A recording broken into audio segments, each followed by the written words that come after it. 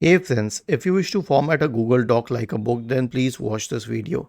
Now let me show you the difference between a Google Doc and a book.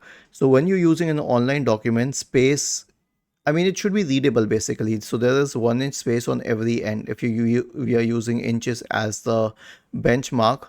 But if we are writing a book, then it will waste a lot of paper. So the margin spaces for book is very different.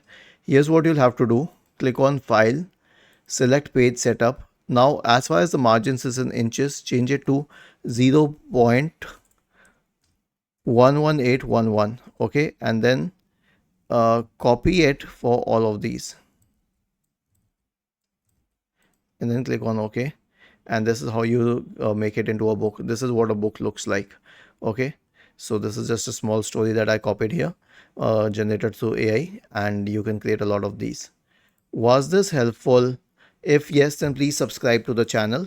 If not, then let us know in the comment section of the video on how we could help you further. Thank you for watching this video and have a nice day.